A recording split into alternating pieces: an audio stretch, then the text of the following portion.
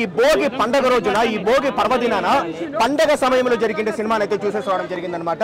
ఇంకా ఈ చిత్రం సినిమా ఎలా ఉంది అంటే హానెస్ట్ గా నా పాయింట్ ఆఫ్ వ్యూ నేను చెప్తాను, సినిమా అయితే నాకు యావరేజ్ అనిపించింది అంతే బ్రో. నేను ఫస్ట్ హాఫ్ అయితే డీసెంట్ గానే ఉంటుంది, బట్ సెకండ్ హాఫ్ కొంచెం లాగ్ ఎక్కువ అయిపోయిందనే ఫీల్ నాకైతే వచ్చింది.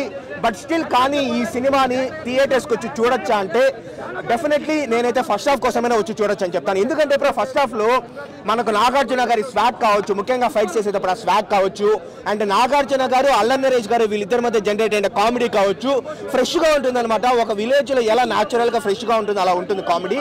అండ్ నాగార్జున గారు ఆశిక రంగనాథ్ వాళ్ళిద్దరి మధ్య జనరేట్ అయిన లవ్ సీన్స్ మనకెక్కడ ఆయన ఏజ్డ్ కదా, ఈ అమ్మాయి 30 బిలో అమ్మాయి కదా మనకి ఎక్కడ అనిపించదు. ఆ లవ్ సీన్స్ కూడా బాగా జనరేట్ చేయడం జరిగింది. ఫస్ట్ హాఫ్ వరకు డీసెంట్, బట్ సెకండ్ హాఫ్ కొంచెం నా పాయింట్ ఆఫ్ వ్యూలో లాగ్ అని నాకు అనిపించింది. సో ఇది నా పాయింట్ ఆఫ్ వ్యూ, మిగతా వాళ్ళు ఎట్లా చెప్తానో నాకు తెలియదు. సో నాకు చెప్పేంత వరకు నాకు సినిమా నాకు యావరేజ్ అనిపించింది. నాగార్జున గారు, అల్లరి నరేష్ గారు, ఆశిక రంగనాథ్ గారు కోసం మూవీకి వచ్చి చూడొచ్చు. And winner of the Sankranti ఎవరో అడిగితే 4 సినిమాలు అయిపోయినాయి కాబట్టి ఆబ్వియస్లీ హనుమానే తెలుగు సినిమా స్థాయిని మరొక మెట్టు పెంచిన హనుమానే క్లియర్ విన్నర్ అని నేను చెప్తున్నాను. సెకండ్ రెండు బ్రో, సైంధవ్, నాసామి రంగ రెండు నాకు యావరేజ్ అనిపించింది. లాస్ట్ ప్లేస్ లో ఉండేది ఆబ్వియస్లీ గుంటూరు కారం అనమాట, మనకు తెలిసిందే. ఎందుకంటే అల్లరి నరేష్ గారిని 2002 నుంచి చూస్తున్నా నేను, ఆయన మూవీస్ కానీ ఇవన్నీ. మార్చి నుంచి ఆయన ట్రెండ్ కొంచెం మారింది 2019 నుండి. సో బాగుంది, ఆయన కొలాబరేషన్ చాలా బాగుంది.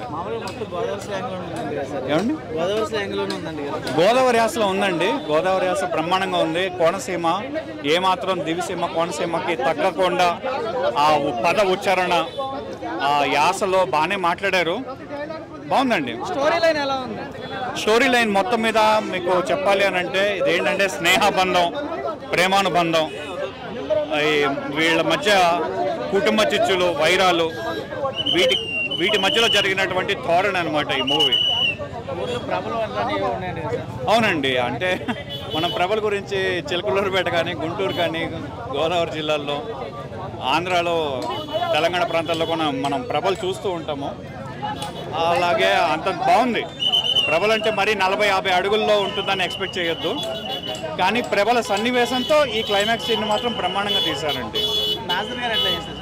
నాజర్ గారిది ఏంటంటే మనం నెవర్ ఎక్స్పెక్టెడ్ సీన్స్ అండి. క్లైమాక్స్ వరకు ఆయన మనసులో అంటే ఆయన విష సర్పం అని మనకి క్లైమాక్స్ వరకు తెలియదు అనమాట నాజర్ గారి సన్నివేశం.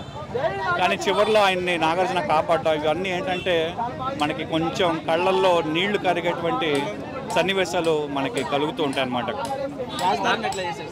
రాస్తారున్న థర్డ్ రోల్ అండి ఆయన, అంటే ఫస్ట్ రోల్ నాగార్జున గారు, సెకండ్ రోల్ అల్లరి నరేష్ గారు, థర్డ్ రోల్ తరుణ్ గారు, తరుణ్ గారు. బాగుందండి.